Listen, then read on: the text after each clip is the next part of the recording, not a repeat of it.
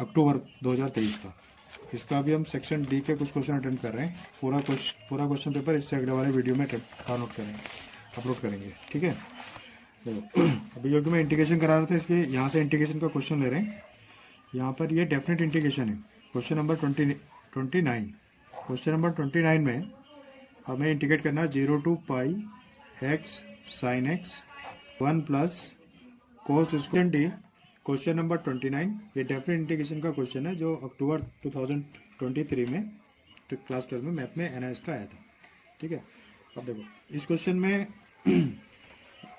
आगे अप्लाई करने से पहले सबसे पहले हमें एक्स को एलिमिनेट करना पड़ेगा, ठीक है। तो डेफिनेट इंटीग्रेशन की जो प्रॉपर्टी 4 होती है इसमें हम वो अप्लाई करेंगे। प्रॉपर्टी 4 में क्या करते हैं, जहाँ पर एक्स वाली टर्म होती है उसमें जो लिमिट है उसमें से उसको माइनस कर देते हैं। तो अभी ये आई बराबर 0 to पाई, हम इसको लिखेंगे pi minus x sine pi minus x upon 1 plus cos square pi minus x D x. अब जब हम पाई माइनस एक्स कर रहे हैं तो हमारा ये तो पाई माइनस एक्स यही रहेगा। साइन 180 माइनस थीटा होता है साइन थीटा, तो यानी कि साइन का फंक्शन साइन में ही रहेगा, प्लस अपॉन 1 अपॉन कोस 180 माइनस थीटा भी कोस थीटा ही रहता है, इसलिए ये हो जाएगा cos square x. Equation number second. अब क्या करो, फर्स्ट और सेकंड को ऐड कर दो, तो यहाँ लिखेंगे ऐड फर्स्ट एंड सेकंड। जब फर्स्ट और सेकंड को हम ऐड करेंगे तो ये हो जाएगा आई प्लस आई 2i बराबर, लिमिट तो दोनों की सेम है, तो क्या लिखेंगे x sine x upon 1 plus cos square x plus ये वाला pi minus x sine x upon 1 plus cos square x, ठीक है। इसको कर दिया। अब दोनों का डेरिवेटिव सेम है, दोनों का डेरिवेटिव सेम है तो वो ऐसे लिखो 1 प्लस कोस स्क्वायर, हमने एक तरीके से एलसीएम ले लिया।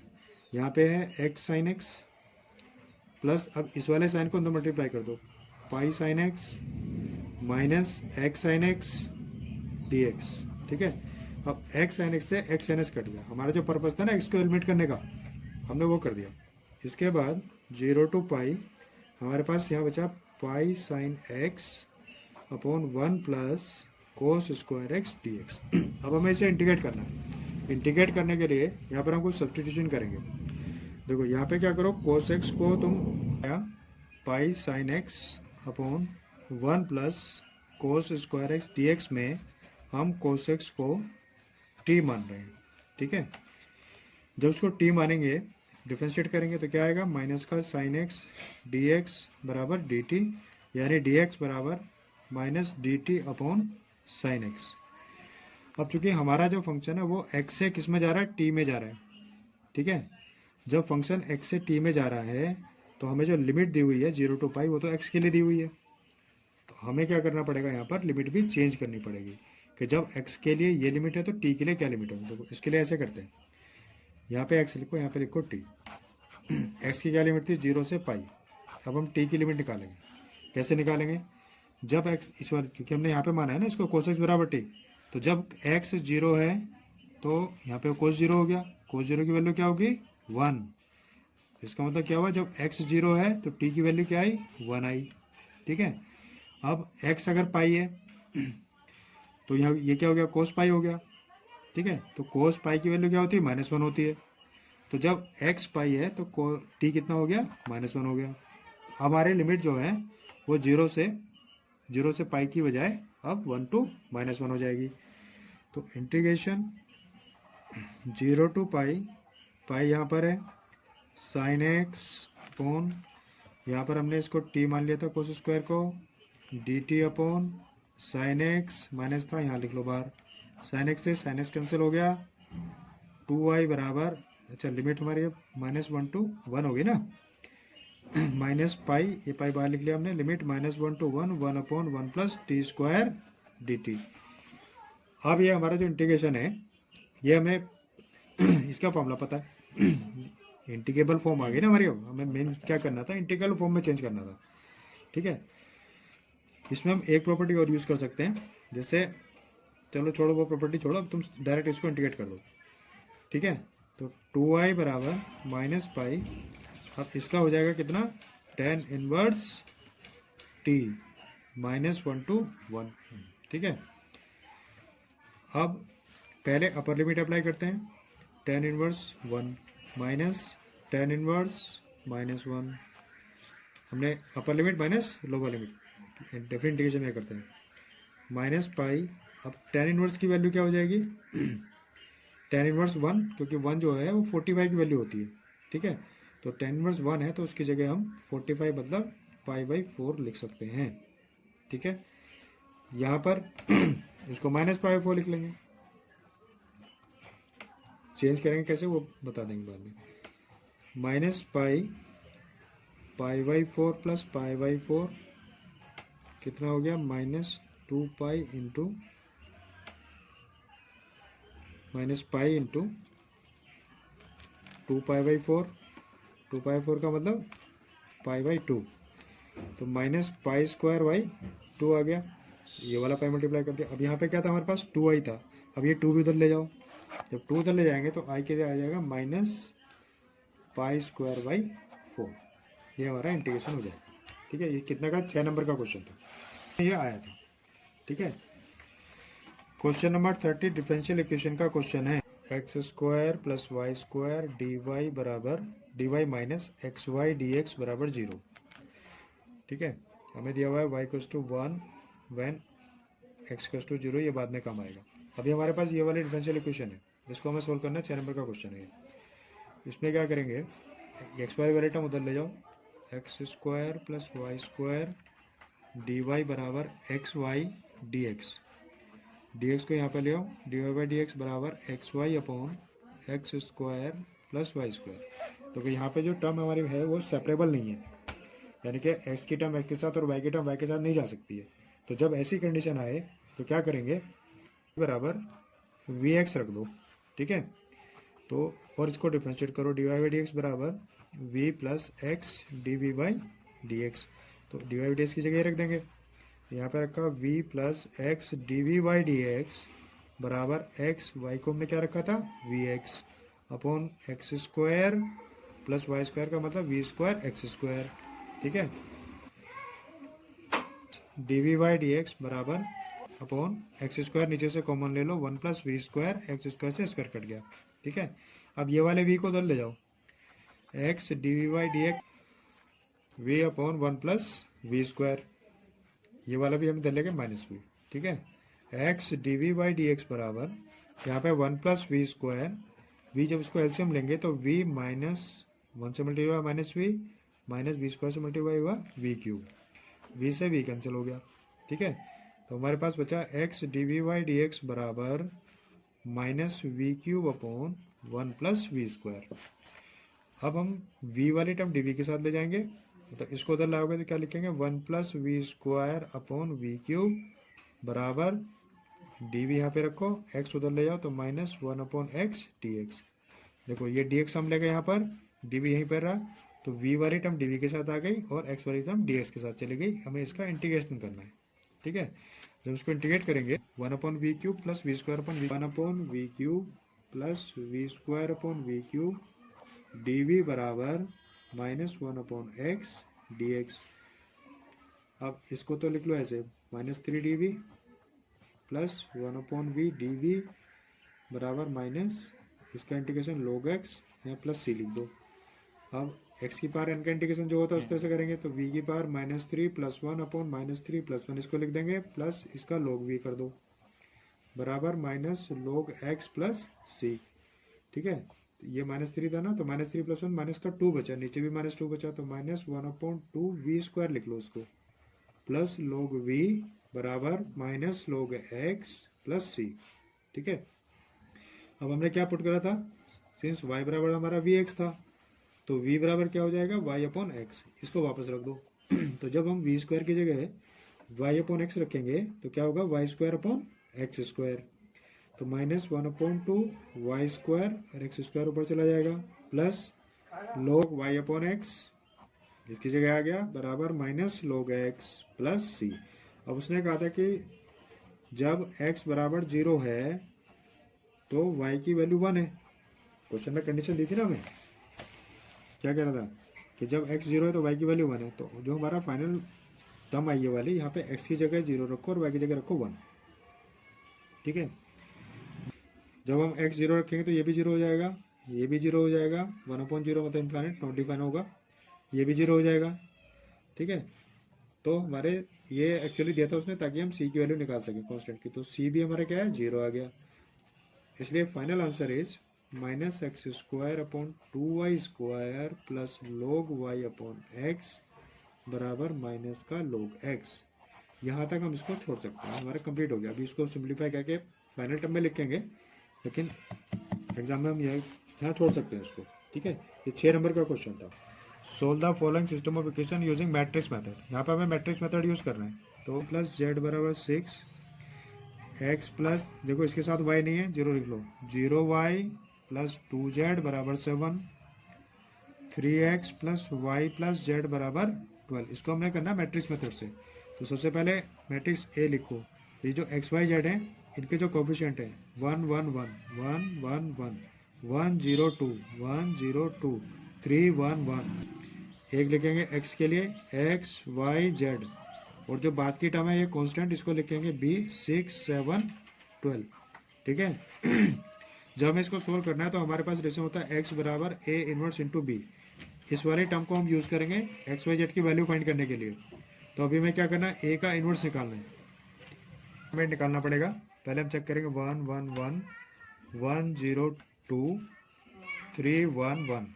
इसको सोल्व करो, देखो डिटरमिनेंट खोलना है, 1 के अलॉन्ग खोल रहे हैं, ये 0 माइनस 2 1 जा 2, फिर -1 आएगा, 1 1 जा 1 और 3 दूनी 6 प्लस लास्ट वाला 1। यहाँ पे 1 को 1 से गुणा करा हमने, 1 आया, 3 को 0 से करा 0 आया। तो कितना है माइनस का 2, माइनस के 5 बचे ना, -5 और +1, -5 और -1 +5, और यहाँ पे कितना आ गया 1 आ गया। 5 1 6, 6 में से 2 गए कितने 4 बचे, तो इसके डिटरमिनेंट की वैल्यू आ गई 4। अब हम निकालते हैं एडजॉइंट, a11 -1 की पावर 2 लिखो, तो a11 मतलब ये हो जाएगा 1 इंटू 0 -2, 0 -2 आया, तो ये आ गया -2। a12 निकालेंगे, a12 निकालेंगे, ये छुपा दो, 1 इंटू 1 -6। अब क्योंकि 1 और 2 कितना हो गया 3, -1 की पावर 3 कर दो।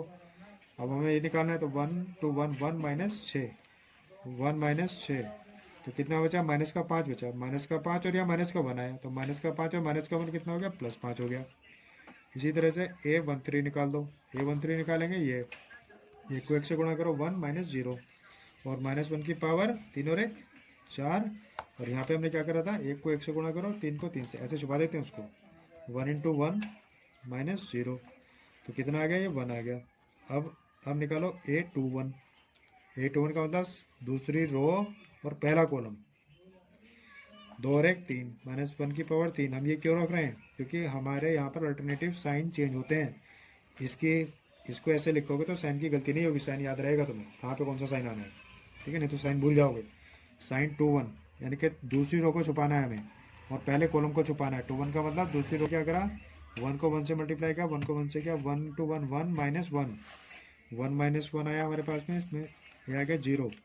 अब निकालो a22, -1 की पावर कितना हो गया 4। दूसरा कॉलम दूसरी रो छुपानी है, ये ऐसे 1 को 1 से मल्टीप्लाई करेंगे, 1 1 जा 1 -3, माइनस का 2 इंटू +1, तो कितना आ गया -2 आ गया। a23 का मतलब -1 की पावर 5, तो a23 का मतलब दूसरा रो और तीसरा कॉलम छुपाया, दूसरी रो छुपाई। ठीक है, तो क्या आया 1 इंटू 1 -3, 1 इंटू 1 -3, तो -3 आया हमारे पास। तो कितना है -2 आया, लेकिन यहाँ पर इस बार -5 पावर है, वो 5 पावर है -1 की, तो ये माइनस आएगा। -1 यहाँ पे आया, -2 यहाँ पे आया, कितना हो गया +2 हो गया। अब आएंगे 3 1 पे, मतलब तीसरी रो पहला कॉलम, -1 की पावर 3 और 1 4, 2 को मल्टीप्लाई किया, 2 कम 2 और -0, पावर थी 4, ये पॉजिटिव है, ये पॉजिटिव है, ये भी पॉजिटिव रहेगा। तीसरी रो दूसरा कॉलम, 2 को 1 से करो, 2 1 जा 2 -1, और -1 की पावर 5, और तीसरा कितना बचा 1 बचा, यहाँ माइनस था तो -1 आ गया। तीसरा कॉलम तीसरी रो को 1 से करा 0 -1, और 0 -1 ये +1 हो गया, तो माइनस माइनस माइनस। ठीक है, तो हमारे पास जो एलिमेंट आ रहे हैं वो ये आया, ये आया, ये आया। देखो ये वाले जो एलिमेंट हैं वो रो के हिसाब से हैं, यानी कि इसको रो में रखा हुआ है। तो हमें जब हम इसका एडजॉइंट निकालेंगे तो मैंने बताया ना, इसमें जो है ये रो में दिया होता है, इसको कॉलम में लिख दो। अब ये जो एलिमेंट है इसको हमें कॉलम में लिखना है, तो -2 5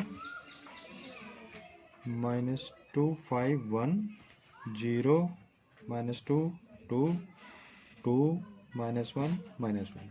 ठीक है, अब हमें x की वैल्यू फाइंड करनी है, तो a इनवर्स b, यानी कि इनवर्स हमारे पास निकालना है हमें। तो a इनवर्स क्या होगा, a इनवर्स निकालने के लिए हम क्या करते थे, एडजॉइंट को उसके डिटरमिनेंट से डिवाइड कर देंगे। तो एडजॉइंट हमारा ये है, डिटरमिनेंट कितना है ये। ठीक है, तो इसको हम 4 से डिवाइड कर देते हैं, बराबर adjoint a upon determinant a।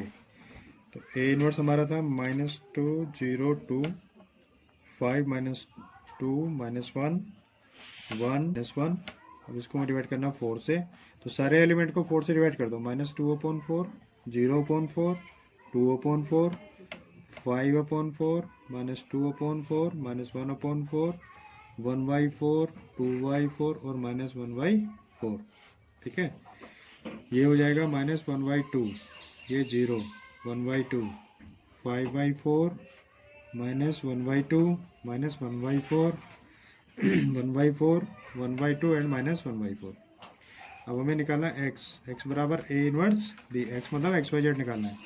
तो जो इनवर्स मैट्रिक्स आया हमारा उसको हम मल्टीप्लाई करेंगे b वाले मैट्रिक्स से।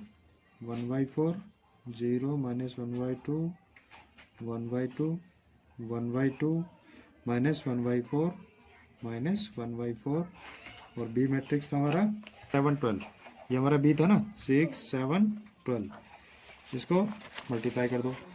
मैट्रिक्स को मल्टीप्लिकेशन का प्रोसेस तो तुम लोग को आता ही है। जैसे पहली रो को, अब इसमें चूंकि एक ही कॉलम है, तो -6/2 + 0 × 7 + 12/2, ये पहली रो हो गई। अब दूसरी रो करो, अपॉन 4 -1/2 × 7 -1/4 × 12। अब इसको करो, 6 को 1/4 × 6 1/2 × 7 और -1/4 × 12। ठीक है, सिंप्लीफाई कर दो।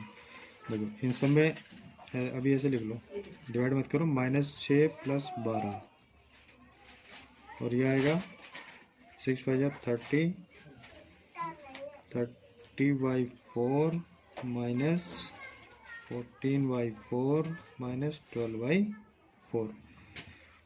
इसमें भी ऐसे लिखो, 6/4 2 से ऊपर से मल्टीप्लाई कर दो, 14/4 -12/4 डिवाइड करा 3, यहाँ पर 30 14 और 12 26 को 30 से माइनस करो, कितना बचा, 4 बचा, 4/4 1 आ गया। अब यहाँ पर 6 14 और 6 20 में से 12 माइनस किए, कितना बचे, 8 को 4 से डिवाइड करेंगे 2 आ जाएगा। ठीक है, XYZ 3 1 2। तो अब हमारा x बराबर 3 हो गया, y बराबर 1 हो गया, z बराबर 2 हो गया। ठीक है, ये इसका आंसर है। 6 नंबर का क्वेश्चन था ये। अभी ये वाला पार्ट कर रहे हैं, क्वेश्चन नंबर 30। ये भी 6 नंबर का क्वेश्चन है। इसमें दिया हुआ x dy/dx + y - x + xy × cot x बराबर 0। ठीक है, हमारा डिफरेंशिएबल में टर्म को सेपरेट नहीं कर पाएंगे। ठीक है, क्योंकि यहाँ पर x की टर्म x के साथ, y के टर्म y के साथ नहीं जा रही है। सेकंड क्या है कि हम सारी टर्म को उधर ले जाते हैं, तो यहाँ से देखो x और x कॉमन लेना पड़ेगा, तो क्या बनेगा, dy/dx -1, तो ये भी नहीं बन रही है। इसका मतलब ये जो है, इसको ऐसे करो, x dy/dx + y + xy cot x, ये वाला जो -x है उसको उधर ले जाओ।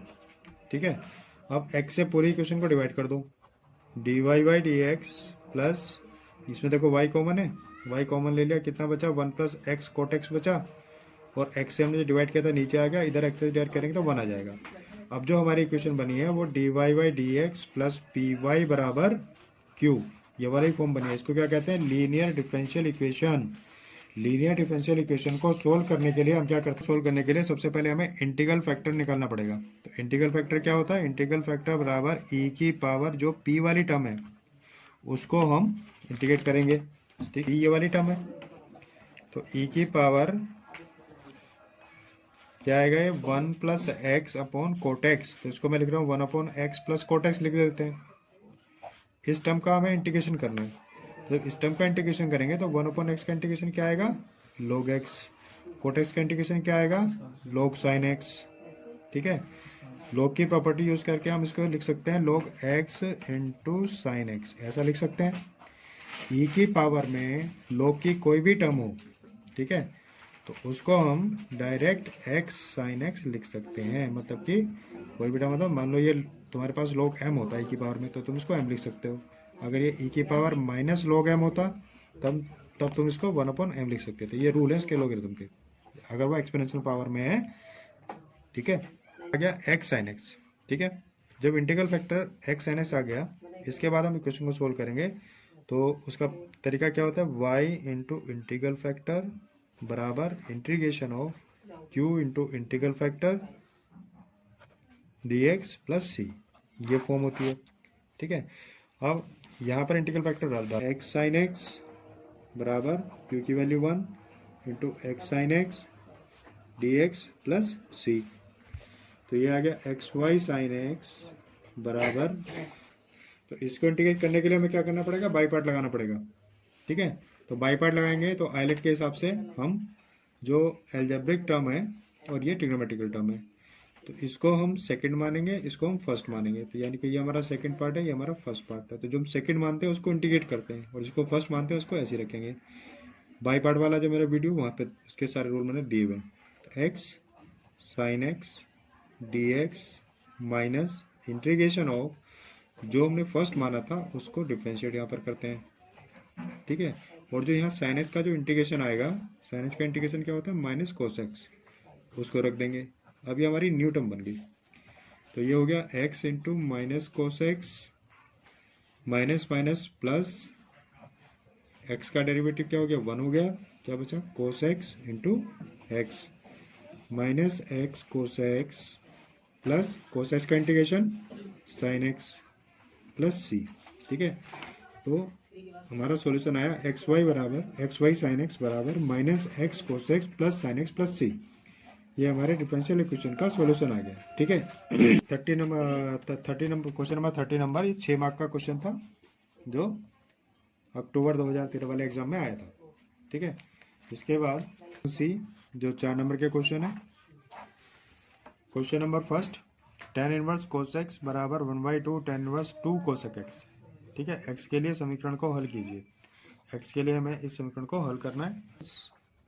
कोस एक्स बराबर 1/2 tan इनवर्स 2 कोसेक एक्स, इस 2 को इधर ले जाओ, 2 tan इनवर्स 2 कोसेक एक्स। यहाँ पे 2 tan इनवर्स इसका फॉर्मूला लगाओ। 2 tan इनवर्स का फॉर्मूला क्या होता है? 2 tan इनवर्स एक्स बराबर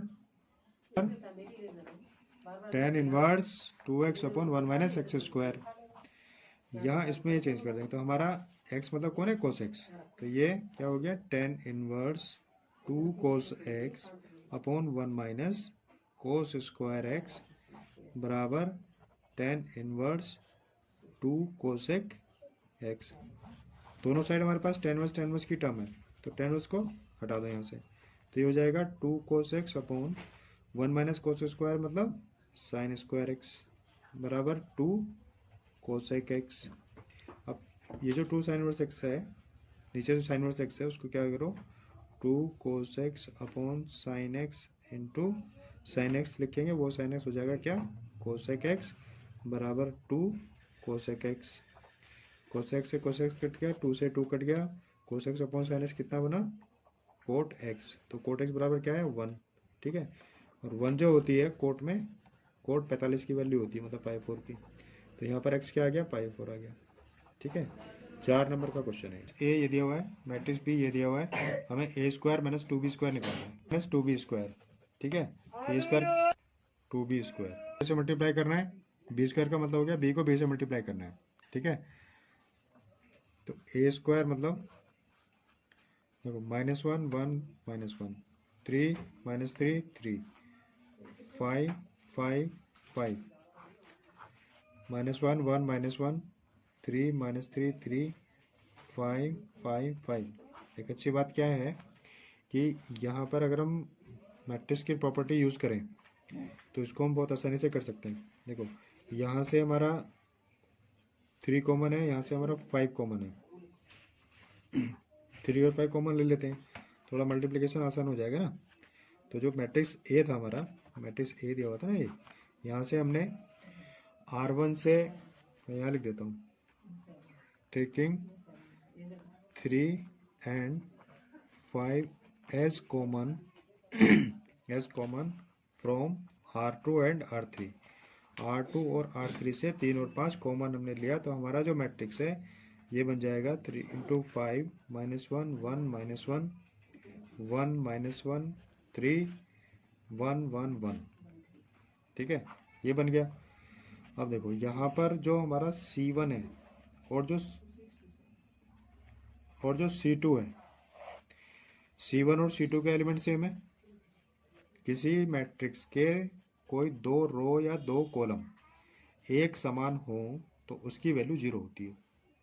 तो ए तो हमारा सीधा सीधा क्या हो गया, 0, ठीक है।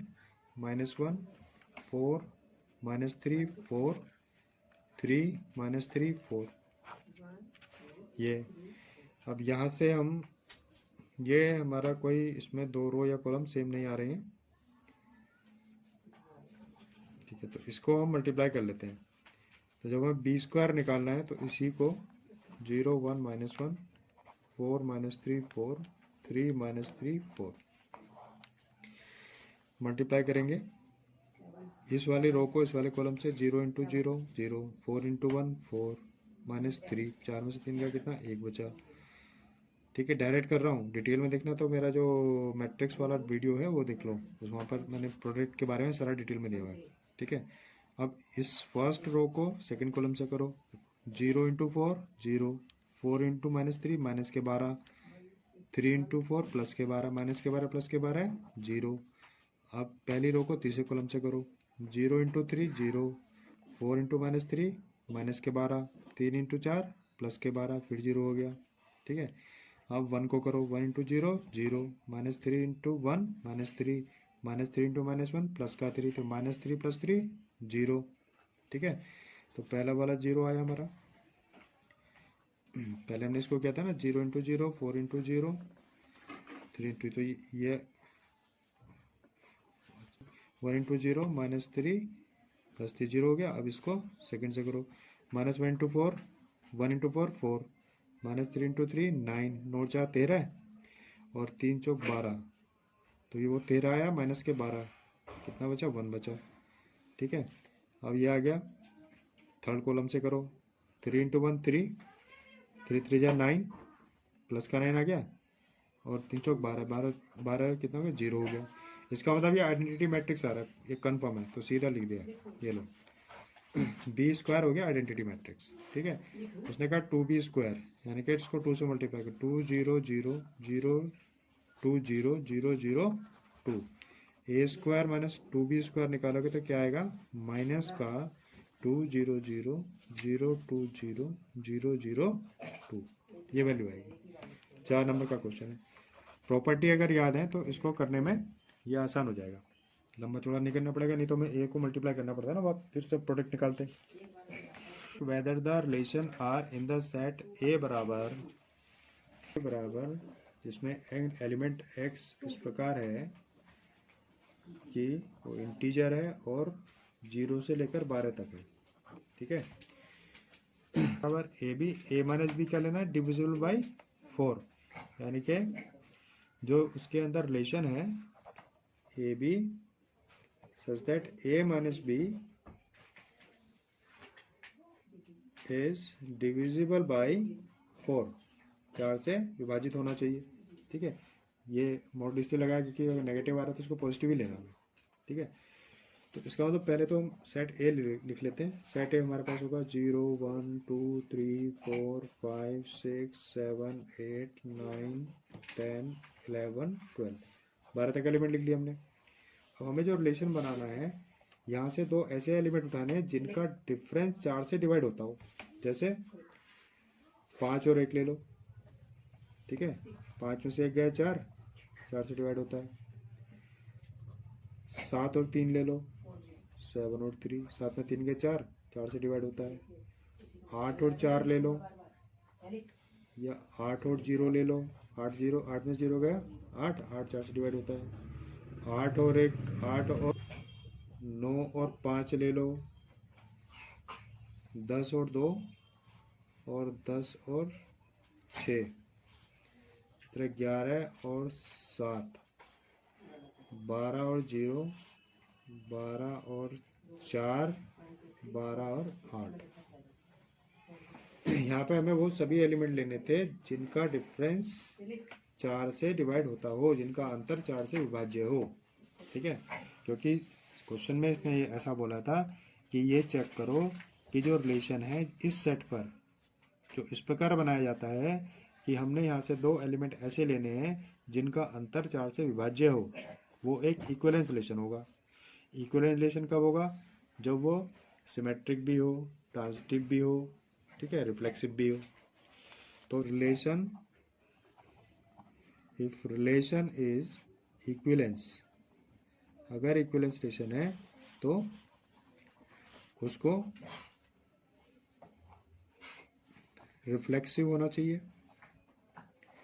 उसको सिमेट्रिक होना चाहिए और उसको ट्रांजिटिव होना चाहिए। तो तीन चीज़ें अगर वो फॉलो करता है तो हम उसको इक्विवेलेंस रिलेशन कहेंगे। देखो रिफ्लेक्सिव का मतलब क्या होता है?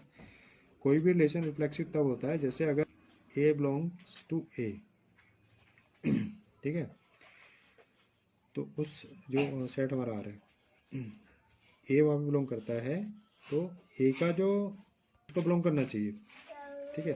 हमने कोई दो एलिमेंट ऐसे लिए, तो हमारे पास एक कोई सेट ऐसे बनना चाहिए जैसे 1 1 होता है, 2 2 होता है, 3 3 होता है, ठीक है। तो यहाँ पर हम ले सकते हैं, क्या ले सकते हैं, 1 1 ले सकते हैं कि 1 - 1 0, 4 से डिवाइड होता है। 2 2 ले सकते हैं, 2 - 2 0, 4 से डिवाइड होता है। यानी कि जिनका डिफरेंस 0 आ रहा है वो भी एलिमेंट हम यहाँ पे ले सकते हैं, ठीक है। इसलिए since 1 1 belongs to R and 1 का रिफ्लेक्शन 1 1 है, देयरफॉर R इज रिफ्लेक्सिव, ठीक है। सेकेंड है सिमेट्रिक। सिमेट्रिक का मतलब हो गया कि अगर हम ए और बी ले रहे हैं तो ए और बी हमारे पास किस तरह से कि a - b डिवाइडेड बाई 4, तो वहाँ पर बी और ए भी एग्जिट होना चाहिए कि b - a also divisible by 4। तो क्या ऐसा कोई एलिमेंट हमारे पास है? ऐसे का मतलब होता है कि जब 5 1 है तो 1 5 भी होना चाहिए। तो 5 1 है तो 1 5 भी होगा। क्यों होगा?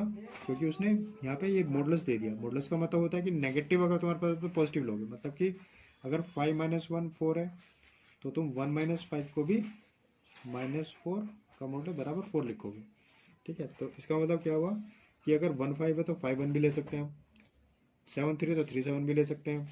तो जब ऐसा एग्जिट होता है तब वो रिफ्लेक्सिव कहलाता है। Since 1 5 belongs to R as well as 5 1 also belongs to R, ये भी है ये भी है, therefore R is symmetric also। R symmetric सी कोई तीन एलिमेंट है। तो फॉर ट्रांजिटिव, ट्रांजिटिव के लिए तीन एलिमेंट लिए, अगर A - B R में है, B - C भी R में है, तो A - C भी R में होगा तब वो ट्रांजिटिव होगा। मतलब कि जैसे एक एग्जांपल हम लें, कभी 1 5 है वहाँ पर, ठीक है, और 5 सपोज 5 6 है तो 1 6 भी होना चाहिए, कहने का मतलब ये है, ठीक है।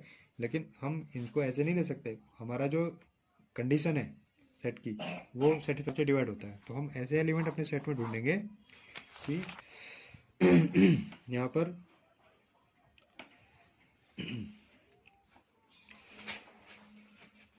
ऐसे ऐसे 3 7 7 3, ये तो मेरा हो गया सिमेट्रिक। 3 एलिमेंट लेने में 10 6 और कुछ होना चाहिए था 10 6 6 और 12 ले सकते हैं ना, 6 और 12 और 6 6 भी ले सकते हैं। 6 और 6 का डिफरेंस डिवाइड होता है और 6 और 12 का डिफरेंस डिवाइड होता है। लेकिन 10 6 6 6 और 6 10 ये ले सकते हैं, ठीक है।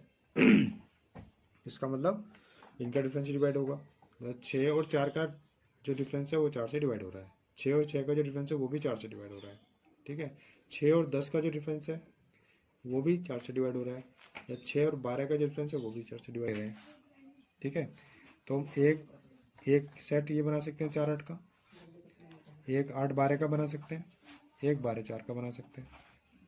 तो ए बी सी एंड सी, इसका मतलब वो ट्रांजिटिव है, तो ये कह रहे हैं। तो यहाँ पर जो है therefore R is transitive also, R जो है ट्रांजिटिव भी हो गया। Therefore R is an equivalence using property of determinant prove the following, ये हमें प्रूव करना है, ठीक है।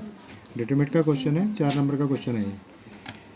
इसको करने के लिए अब 3x minus x plus y minus x plus z x minus y 3y z minus y x minus z y minus z और 3z इसको हमें सोल्व करना है। वैल्यू लानी है 3x plus y plus z into x y plus y z plus z x, ठीक है। Determinant की प्रॉपर्टी यूज़ करेंगे।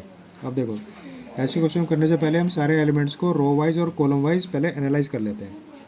अब यहाँ पे अगर हम कॉलम वाइज देखेंगे तो 3x यहाँ पर माइनस का x माइनस का x, यहाँ पर माइनस वाई 3y माइनस का y माइनस जेड और 3z। इसका मतलब क्या हुआ कि हम C1 में C1 plus C2 plus C3 कर देते हैं, ठीक है।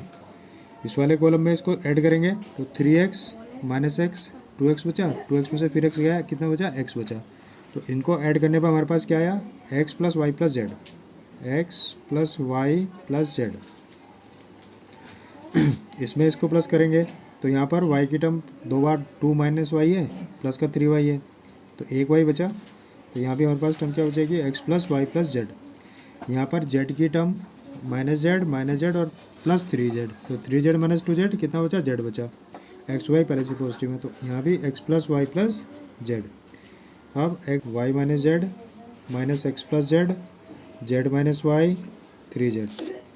अब यहाँ पर कॉमन है x plus y plus z, C1 से कॉमन ले लो, x plus y plus z हमने C1 से कॉमन लिया तो उसकी जगह बचेगा 1 1 1, बाकी एलिमेंट ऐसे ही रहेंगे। 3y y minus z minus x plus z z minus y and 3z, ठीक है। हमारे पास पहले कॉलम के एलिमेंट 1 1 बच गए। हम ये कोशिश करेंगे अगर इसमें कुछ कॉमन आ रहा है तो इसमें कॉमन ले लेंगे, अगर कॉमन नहीं आ रहा है तो क्या करेंगे, इनको 0 बना लेंगे। तो 0 बनाने के लिए क्या करो, R1 में से माइनस R2 में से R2 माइनस R3 कर दो। तो ऐसा करने पर जो एलिमेंट आएंगे हमारे पास उनको हम लिख लेंगे, ठीक है। 1 minus 1 0 minus x plus y minus 2y। अब माइनस एक्स प्लस जेड में से माइनस जेड माइनस वाई को माइनस करो तो जेड से जेड कट जाएगा और वाई क्या आएगा, प्लस आ जाएगा। तो यहाँ पर आया माइनस का एक्स प्लस का वाई। अब इसमें से 1 माइनस 1 0, 3y में से इसको माइनस करो 3y minus y 2y plus z, z minus y से इसको माइनस करो तो माइनस का वाई माइनस माइनस का 2z। तीसरी रो ऐसी रहेगी 1 1 आ गई। हमारा कॉमन नहीं आ रहा है, 0 नहीं हो रहा है, तो इसमें क्या करेंगे, इसको यहीं से ओपन कर दो C1 के अलोंग, ठीक है। तो x plus y plus x plus z plus y, यहाँ पे इसको ओपन करेंगे, इसके अलोंग ओपन करा तो 0 0 हो गया, तो पूरा टर्म 0 हो जाएगी। फिर माइनस 0 इसकी वाली पूरी टर्म 0 हो जाएगी, सिर्फ लास्ट टर्म वाली बचेगी हमारे पास, यानी कि ये वाली, ये इंटू ये minus into minus y minus 2z minus, अब इसको करो 2y plus z into minus x plus y, ठीक है। x plus y plus z, बाकी सब 0 हो गया, यहाँ पे बचा अब इस माइनस एक्स को पहले इन दोनों से गुणा करो, minus x into minus y कितना आया x y, minus x into minus two z plus का two z x, minus two y into minus y plus का two y square, minus two y minus two z plus का four y z. एक term ये आ गई minus. अब to y को इससे करो, माइनस का two x y, two y को वाई से करो plus two y square minus z x और प्लस जेड वाई। ये टर्म आ गई x plus y plus z x y plus two z x plus two y square plus four y z. अब ये वाला bracket खोल दो, minus minus plus two x y plus minus minus two y square minus minus plus z x minus plus minus two y. ठीक है, x plus y plus z. अब x y की term देखो, x y ये है, two x y है, कितना हो गया three x y, four y z ये है और माइनस का वाई जेड, माइनस का वाई जेड आएगा ना, माइनस का वाई जेड। तो four y z minus y z, कहीं पर टू लिख दिया हमने, minus y z plus three Y z. ठीक है, two z x plus z x three z x, square से टू वाई स्क्वायर कैंसिल हो गया। ये हमारे पास टर्म बची, यहाँ से क्या करो तीन कॉमन ले लो, थ्री कॉमन आ जाएगा, x plus y plus z x y plus y z plus z x. ये हो गया हमारा आंसर। ठीक है, 4 नंबर का क्वेश्चन है। 21 में 4 नंबर का क्वेश्चन है, ये भी 3D से आया है। ठीक है, प्लेन का क्वेश्चन है। Find the equation of the plane passing through the point 2 1 2 and 4 -2 1 and perpendicular to the plane इतने। इस प्लेन के परपेंडिकुलर है, तो पहले इस वाले प्लेन को कार्टेशियन फॉर्म में लिख लेंगे। ठीक है, हमारे पास जो इक्वेशन होता है प्लेन का, इक्वेशन ऑफ प्लेन, देखो equation of plane passing through a point, कौन से पॉइंट से आ रहा है 2 1 2 एंड 4 -2 एंड 1 पॉइंट से जो प्लेन पे होकर जाएगा उसका इक्वेशन क्या होगा, a into x minus two plus b into y minus one plus c into z minus two बराबर 0। ये हमारा प्लेन का इक्वेशन हो गया जो किसी एक पॉइंट से होकर जाता है। अब ये जो प्लेन है वो इस पॉइंट से भी होकर जाता है, इसका मतलब क्या करो, यहाँ पर ये पॉइंट इसमें डाल दो। ठीक है, यहाँ पे एक्स की जगह, since first is also passes through 4 -2 and 1, क्योंकि इक्वेशन फर्स्ट हमारा इससे भी होकर जाता है, तो एक्स की जगह 4 रखो, 4 में से 2 गए कितने बचे 2 है, वाई की जगह -2 रखो -3 भी हो गया, जेड की जगह 1 रखो 1 - 1 0, यानी कि 0 सी बराबर 0। एक ये आ गया। ठीक है, अब प्लेन जो है, since plane is perpendicular to the plane इतने, प्लेन इज परपेंडिकुलर टू, ये हमें वेक्टर फॉर्म में दिया हुआ i - 2k + 5, इससे होकर जाता है। इसका कार्टेशियन इक्वेशन ले लेंगे। ठीक है, r का मतलब हो गया xi प्लस वाई जे प्लस जेड के, और ये हो गया i प्लस 0j - 2k बराबर 5। इनको मल्टीप्लाई करेंगे तो आएगा x plus 0y minus 2z बराबर 5। ये हमारा प्लेन हो गया। ठीक है, ये हम इसको कंपेयर करेंगे, a का कोएफिशिएंट 2 है, यहाँ पर 2 है और यहाँ पर x की जगह 1 है। ठीक है, तो पर्टिकुलर प्लेन का इसको हम लिखेंगे a plus 0b minus 2c बराबर 0। ठीक है, अब सेकेंड और थर्ड को सोल्व करके क्रॉस मल्टीप्लिकेशन वाले मेथड से ABC -3b प्लस 0c बराबर 0, a plus 0b minus 2c बराबर 0। सोल्व कैसे करेंगे, a b और c ऐसे लिख लो। तो a का निकालना, तो a वाले टर्म को छुपा दो, -3 को -2 से मल्टीप्लाई करो, कितना है 3 × 6, फिर यहाँ पर माइनस आता है, 0 को इससे करेंगे तो ये 0 ही आएगा, यहाँ पर माइनस लगा दो, क्योंकि यहाँ ऑर्डर चेंज होता है। बी वाले टर्म छुपा दो, 2 को इससे मल्टीप्लाई करो, 2 मल्टीप्लाई -2 कितना -4 आया, a इंटू 0 0 आ गया। सी वाली टर्म छुपा दो, 2 इंटू 0 0 -1 इंटू -3b +3 हो गया। तो a आया 6, b 4 और c कितना है 3। ठीक है, इसके इक्वल्स टू k मान लो। a बराबर 6, k मतलब कोई भी लैम्डा मान लो, क्योंकि k से कन्फ्यूजन हो जाएगा कि वो IJK वाला तो नहीं है। 6 लैम्डा, b बराबर 4 लैम्डा, c बराबर 3 लैम्डा। ठीक है, ये वैल्यू यहाँ पे प्लेस कर दो, a की जगह रखो, b की जगह c की जगह। x - 2 लैम्डा कॉमन ले लो, 6 को मल्टीप्लाई करो, 6x - 12 + 4y - 4 + 3z - 6 बराबर 0।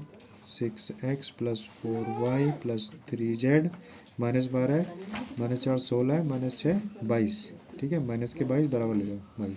ये हमारा प्लेन का इक्वेशन आ गया, 4 नंबर का क्वेश्चन है ये। ठीक है, a sin t दिया हुआ है, y बराबर a cos t tan t/2 दिया हुआ है। ठीक है, हमें निकालना सेकंड डेरिवेटिव। पहले इसको फर्स्ट डेरिवेटिव निकालेंगे। dxy dt बराबर क्या आएगा, a cos t, dy/dt बराबर इसको करेंगे तो a cos t का minus sine t log 10/t का 1/10 t/2 और 10 का कितना हो जाएगा sec स्क्वायर t/2 और t/2 का कितना हो जाएगा 1/2। तो ये आया dy/dx बराबर -a sin t plus 1/2 sec square t/2 upon 10 t/2। इसको चेंज कर लेंगे, 1/cos स्क्वायर होता है ना, ये साइन अपॉन कोस होता है, तो cos अपॉन साइन आ जाएगा।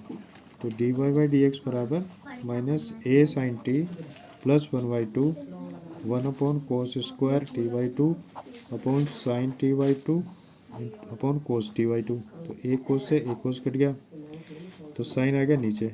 dy/dx बराबर -a sin t plus 1/2 sine t/2 into cos t/2।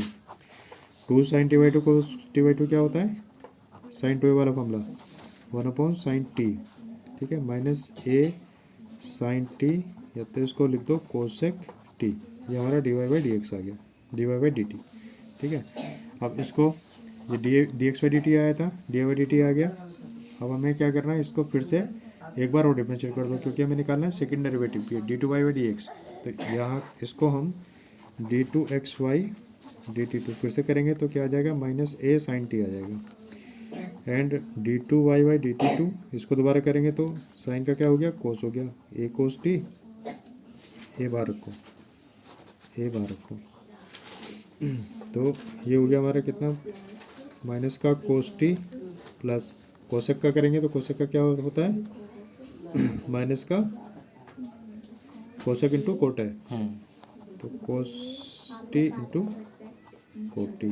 ठीक है, अब d2y/dx2 निकालना था, तो इसको क्या करेंगे, d2y/dt2 को d2xy/dt2 से डिवाइड कर दो, यानी कि यहाँ पे लिख दो a minus cos t minus cosec t into cot t upon minus a sine t. ठीक है, ए से काट देंगे, अब सिंप्लीफाई करना है बस। यहाँ पर हम x³ upon x⁴ plus 3x square plus 2 dx integrate करना है, इंडेफिनिट इंटीग्रेशन है। यहाँ पे x⁴ है, यहाँ पे x⁴ है। इसमें क्या करेंगे, x² को t मान लो। ठीक है, तो 2x dx बराबर कितना आ जाएगा, dt आ जाएगा। तो dx बराबर dt अपॉन 2x। अब हमारा इंटीग्रेशन हो गया x³ upon t² plus 3t plus 2 into dt upon 2x। ठीक है, यहाँ पे एक x से एक x कट गया, तो 1/2 यहाँ पे क्या बचेगा, x² upon t² plus 3t plus 2 dx। अब x² का तो हमने t माना हुआ था, तो उसको t रख दो यहाँ पर, और t² प्लस 3t प्लस 2 के फैक्टर करेंगे तो t plus 1 into T plus 2 ये आएगा। अब हमारा काम है टर्म को सेपरेट करना। तो टर्म को सेपरेट करने के लिए हमारे पास है t प्लस 1 और t प्लस 2 है। ठीक है, तो इसको हम लिख रहे हैं t plus 2 minus t plus 1। जब हम ब्रैकेट खोलेंगे तो t से t कट जाएगा, दो में से एक गए, एक बचा, तो एक ही बचेगा ऊपर लेकिन हमारे पास t था, तो हमें टी को एडजस्ट करना पड़ेगा, ठीक है। तो टी को एडजस्ट करने के लिए यहाँ पे अभी हम t+1 कर रहे हैं, ठीक है। t/t+1 t+2 बचा, हमें टर्म को सेपरेट करना है। सेपरेट करने के लिए इस वाले टी को, ये वाला जो ऊपर टी है ना, इसको हमें इस वाली फॉर्म में लिखना है। तो टी बराबर, क्योंकि खाली टी था हमारे पास, तो ऐसे करते हैं t+1 - t+2 ऐसे रख देते हैं। ऐसा लिखने के बाद में फिर हम इस टर्म को सेपरेट कर देंगे, करेंगे 2t+1 upon t+1 into t+2 minus t+2 upon t+1 into t+2, ठीक है। यहाँ पे t+2 कैंसिल हो गया, यहाँ पे t+1 कैंसिल हो गया। 1/2 2 अपॉन t+2 का इंटीग्रेशन करेंगे यहाँ पर, माइनस 1 अपॉन t+1 का इंटीग्रेशन करेंगे, तो 1/2, तो ये आ जाएगा 2 log t+2 minus log t+1, ठीक है। इसको हम लिख देंगे 1/2 बाहर रखो, t+2 की पावर 2, ये वाला 2 इधर चला जाता है ना log में, तो ये हो जाएगा log t+2 की power 2 upon t+1 plus c। अब हमने t क्या माना था, x² माना था, तो t को वापस x² रख दो, तो हमारा आंसर आ जाएगा 1/2 log x² + 2 का whole square upon x² + 1 + c। ये हमारा 4 नंबर का क्वेश्चन था।